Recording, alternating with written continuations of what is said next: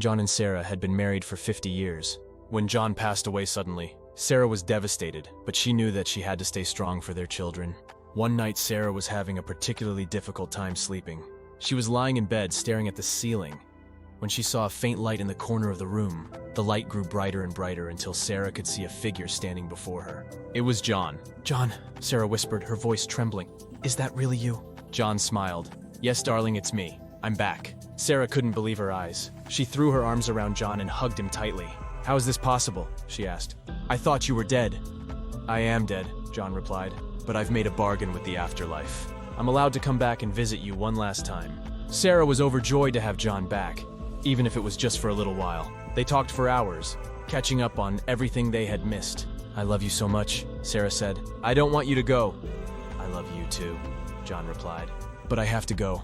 The afterlife is calling to me." John kissed Sarah goodbye and then disappeared into the light. Sarah was heartbroken, but she knew that she had to cherish the time she had spent with John. She also knew that she would see him again someday. 10 years later, Sarah was sitting on the porch, enjoying a cup of coffee, when she saw a familiar figure walking up the driveway. It was John. "John!" Sarah cried. "You're back!" John smiled. "Yes, darling, I'm back for good." "But how is that possible?" Sarah asked. "I thought you were only allowed to come back once." "I am," John replied. "But I've made another bargain with the afterlife. I'm allowed to stay with you for as long as you want." Sarah was overjoyed. She threw her arms around John and hugged him tightly. "I love you so much," she said. "I'm so glad you're back."